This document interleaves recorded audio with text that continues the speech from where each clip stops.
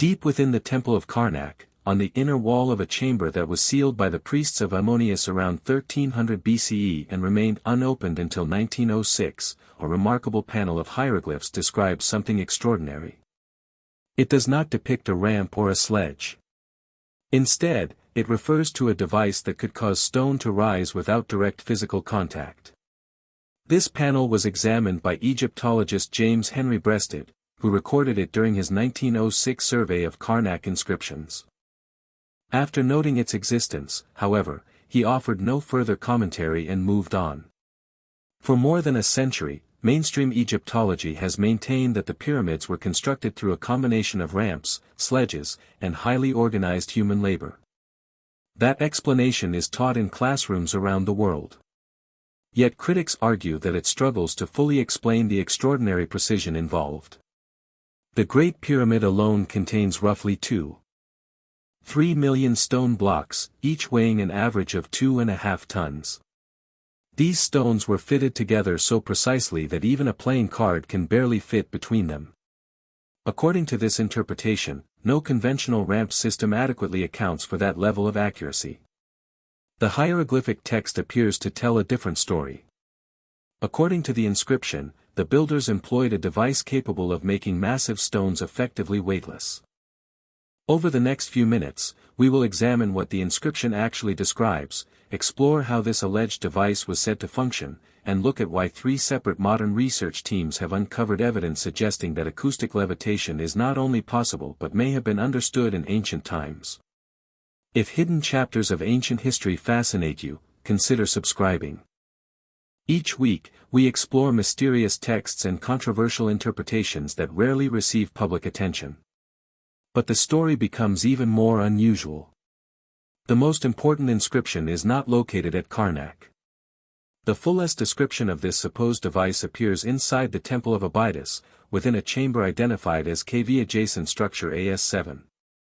This chamber was documented by Egyptologist Salim Hassan during his 1938 survey work, and the records are reportedly preserved in the Cairo Museum archives under reference number CG 8944. The walls of the chamber are covered with hieroglyphic text carved deeply into white limestone. These inscriptions date to the reign of Seti I, around 1300 BCE, and are written in the formal monumental style used for important official records. The inscription spans 3 registers across the north wall. The upper register contains human figures arranged in familiar ceremonial poses. The middle register, however, presents something entirely unexpected.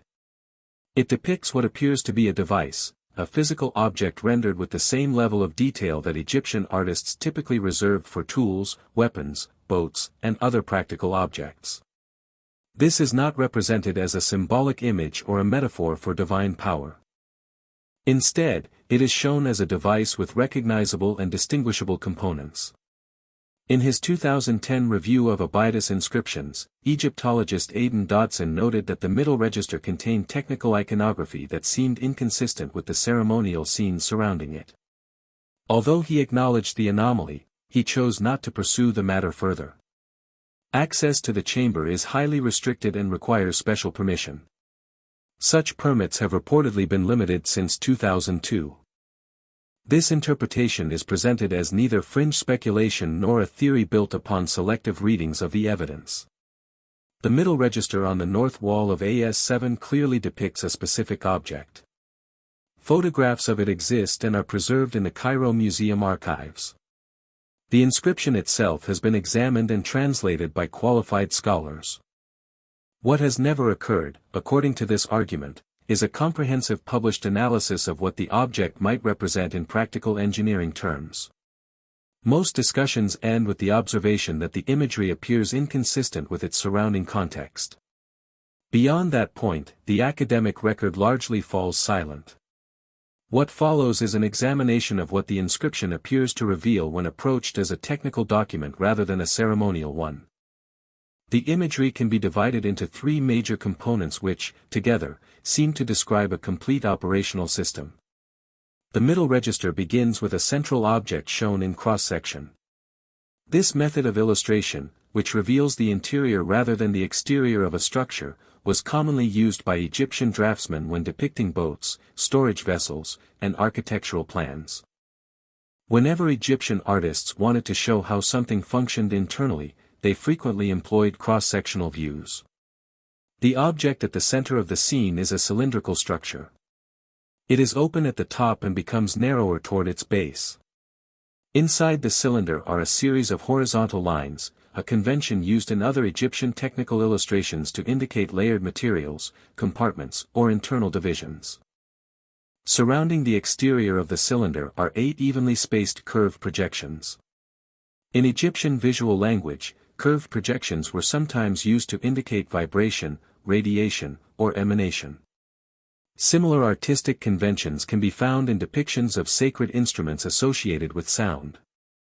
According to this interpretation, the cylinder appears to be emitting something outward in 8 different directions. Above the cylinder, separated from it by a visible gap, rests a stone block. The block is depicted using the standard Egyptian elevation view, showing it from the side. It is rectangular in shape and proportioned similarly to a pyramid-casing stone. Most striking of all is the empty space between the cylinder and the stone. There are no ropes, levers, supports, or human figures shown connecting the two. Nothing appears to physically bridge the gap. Yet the inscription continues. Directly beneath the image of the device, in the second register, appears a passage of text describing its operation.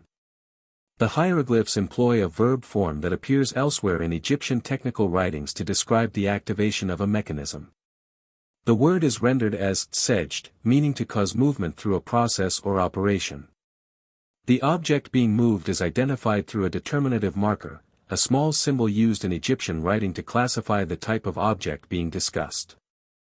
The determinative attached here is associated with heavy objects that typically require mechanical assistance, including boats, obelisks, and massive stone structures.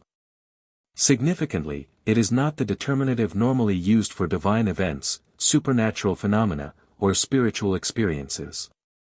Instead, it belongs to the category of practical engineering activities. The text then describes the result using the phrase, kngnek, which is interpreted as meaning, lifted without end, or, placed and suspended continuously. In this reading, the object is not merely lifted. It is held in suspension and maintained there. The passage appears to describe a process occurring in 3 distinct stages. First comes activation, in which the device is set into operation. Second comes suspension, during which the stone rises and remains elevated. Finally comes guidance. This stage is described using a term that appears elsewhere in Egyptian texts when referring to steering boats with poles. Rather than being physically carried or lifted after rising, the suspended stone is guided into position. And what appears on the lowest register is stranger still. The third and final component of the inscription focuses on what was contained inside the cylinder itself. In Egyptian technical writings, descriptions of devices often include details about the material, fuel, or substance that allows the mechanism to operate. In this case, the text explains the cylinder's contents through a sequence of 3 terms. The first term is nef-fu, which can be translated as breath or air in motion.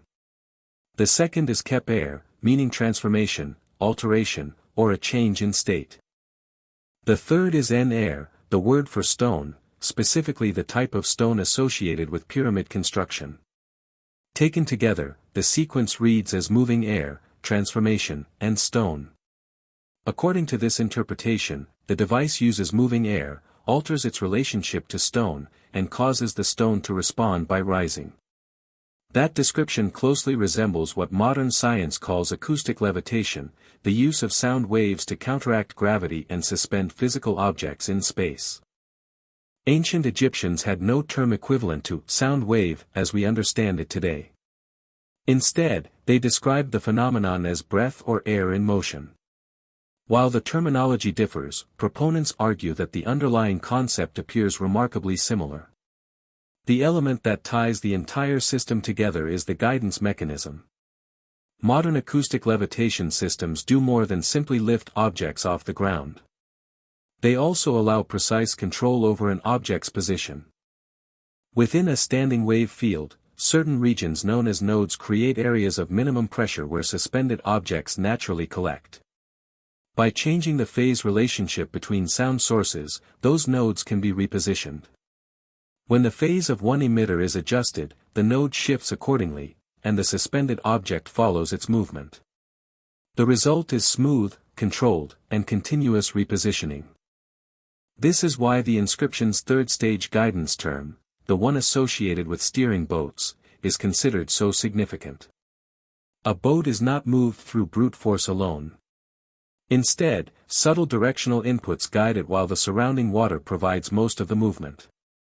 Acoustic guidance operates in a remarkably similar fashion. Small adjustments to the wave field alter the position of the node. As the node moves, the suspended object moves with it. Gradually lowering the node toward a surface causes the object to descend in a controlled manner. Once positioned above its destination, the field can be removed, allowing the stone to settle naturally under its own weight. In this interpretation, the remarkable precision of placement is not primarily the result of extraordinary human skill. Rather, it emerges from the physical properties of the field itself, which guides the stone into exact alignment with the block beneath it. The inscription contains one additional operational detail that many conventional translations dismiss as merely decorative. On the far left side of the middle register, separate from the main device, stands a solitary figure positioned some distance away from the cylinder. The figure is not shown in a ceremonial pose. Instead, one arm is extended outward, holding an object depicted as a rod with a curved end. Interestingly, this same object appears in 3 other examples of Egyptian technical artwork. It can be found in scenes showing the manufacture of musical instruments, the construction of sacred sound chambers, and diagrams illustrating boat rudder assemblies. Within this interpretation, the object is viewed as a control instrument. The individual standing apart from the cylinder and holding this implement is therefore identified not as a priest performing a ritual, but as an operator managing the device. The distance between the operator and the cylinder is considered meaningful. It suggests that the field generated by the device may have been powerful enough to require operation from a safe distance. Then comes the passage that proponents claim is routinely overlooked. The final register on the north wall contains a single sentence that, according to this interpretation, has never been fully included in published translations of the Abydos chamber. Salim Hassan's notes from 1938 reportedly described the line as damaged and difficult to interpret.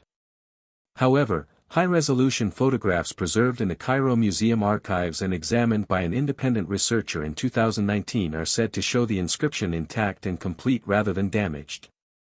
The translated sentence reads, "This is the secret of the first builders, carried from the time before the flood, not to be shown to those who are not initiated." The wording is striking. The text does not attribute the knowledge to Khufu. It does not credit Seti. Instead, it refers to the first builders. If this interpretation is accepted, the inscription is claiming that the knowledge was not invented during the New Kingdom at all. Rather, it was inherited, preserved, and transmitted from a civilization that existed much earlier. What makes the claim especially intriguing is that the central concept is not entirely outside the realm of modern science. Acoustic levitation, the suspension of physical objects through the use of sound waves, is not merely a theoretical idea. It is a real phenomenon that has been demonstrated repeatedly in laboratory environments. In 1987, researchers at NASA's Jet Propulsion Laboratory in Pasadena, led by Dr. Eugene Trin, used acoustic standing waves, sound waves reflected between surfaces, to create stable pressure fields capable of levitating liquid droplets and small solid objects during microgravity experiments conducted aboard a space shuttle mission. The objects remained suspended because the sound field produced an evenly distributed lifting force across their surfaces. Several decades later, in 2014, a research team at the University of Tokyo led by Dr. Yoichi Okiai published work in Applied Physics Letters demonstrating three-dimensional acoustic levitation. Their system was capable not only of suspending small objects in midair but also of moving them with considerable precision. The method relied on an array of speakers generating carefully controlled standing wave fields. Objects were guided by shifting pressure nodes between the speakers, effectively moving through the air in much the same way a boat is guided through water. Supporters of the Abydos interpretation point out that this process mirrors the same two stages described in the inscription, first suspension, then guidance. The primary difference between the Tokyo experiments and the scenario described in the ancient text is scale. The laboratory demonstrations involved objects weighing only fractions of a gram, while pyramid blocks weigh many tons. Yet another development has added a new dimension to the discussion. In 2019, a team of acoustic engineers at the University of Bristol led by Dr. Ashier Marzo successfully demonstrated acoustic levitation of objects weighing up to 70 grams using high-intensity ultrasonic arrays. 70 grams is obviously nowhere near the mass of a pyramid block. Nevertheless, researchers noted that increases in power output correspond to increases in the amount of mass that can be suspended. According to this reasoning, doubling the output of the array would theoretically double the mass it could levitate. The Bristol team's published work further noted that the theoretical limits of acoustic levitation with current technology extend into the kilogram range and that more powerful emitters could potentially support even larger objects. Whether such scaling could ever reach the level required for multi-ton stone blocks remains a matter of debate, but the experiments demonstrate that the fundamental principle itself is scientifically real. The real question is not whether acoustic levitation is capable of lifting heavy objects. According to established physics, it is. The more intriguing question is whether the ancient Egyptians possessed a device powerful enough to generate the kind of acoustic field required to accomplish such a feat. The inscription at Abydos appears to describe exactly such a mechanism. At the center of the depiction is a cylinder surrounded by 8 curved projections. Supporters of this interpretation argue that 8 evenly spaced projections arranged around a resonating cylinder closely resemble what modern engineers would call an octaphonic emitter, a system composed of 8 sound sources positioned to generate a controlled standing wave field. They contend that this arrangement is not arbitrary. In fact, the geometry closely resembles configurations used by acoustic engineers today when designing experimental levitation arrays. To those who support the theory, the similarity is too precise to dismiss as mere coincidence. What is rarely discussed, they argue, is the extent to which information connected to this alleged technology has been filtered, restricted, or lost throughout history. According to this view, the process began in ancient Egypt itself. Around 1336 BCE, Pharaoh Akhenaten died.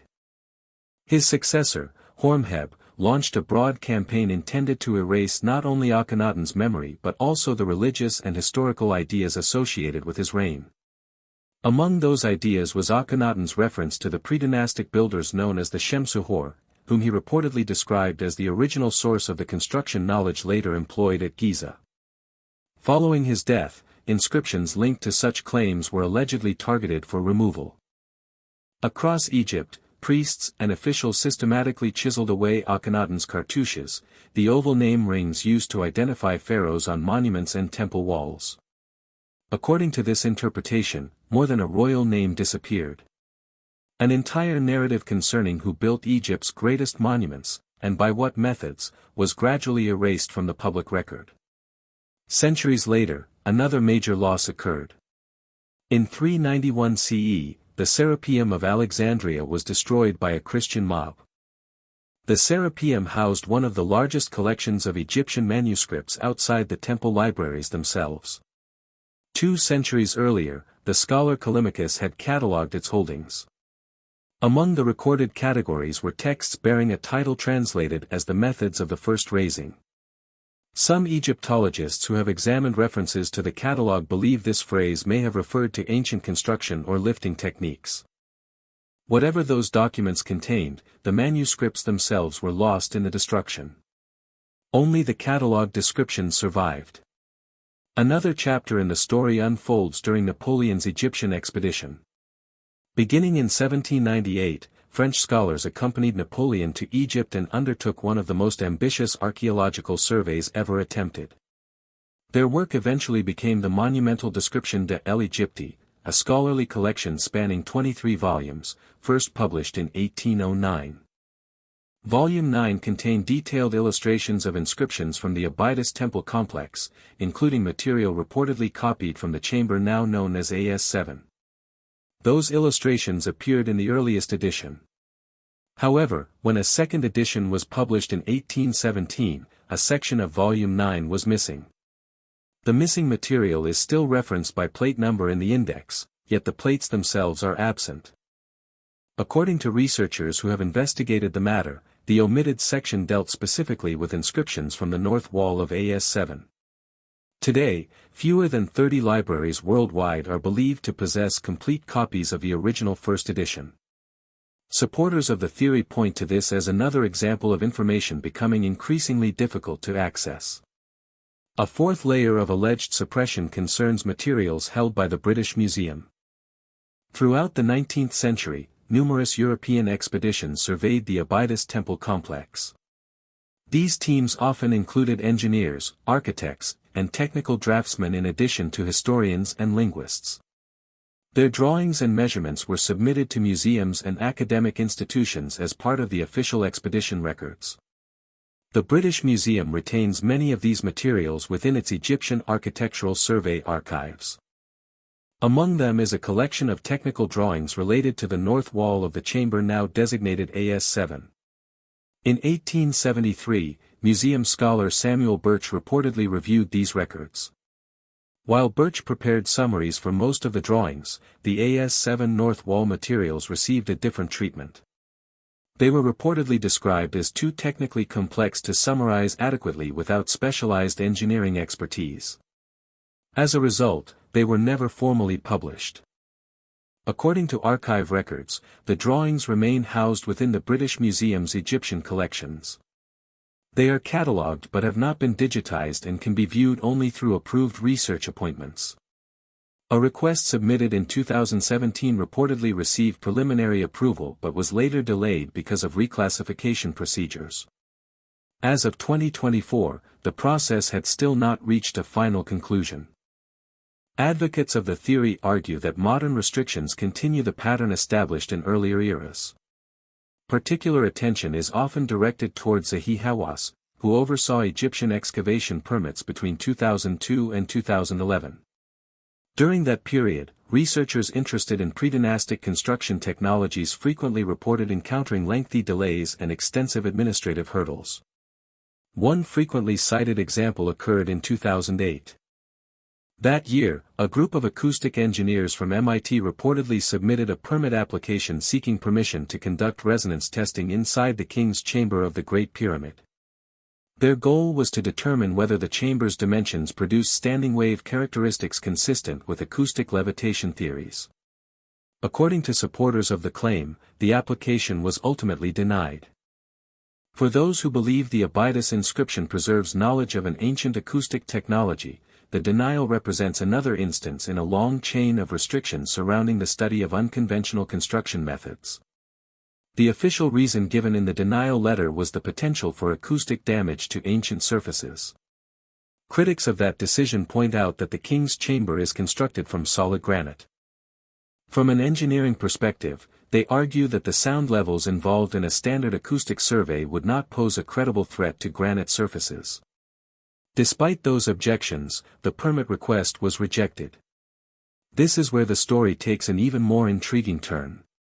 In 1993, German engineer Rudolf Gantenbrink sent the robotic explorer Abydos 2 into the southern shaft of the Queen's Chamber. The mission led to the discovery of a sealed stone door located approximately 63 meters inside the passage. While reviewing the chamber's dimensions, Gantenbrink reportedly noted something that received little attention in his published findings.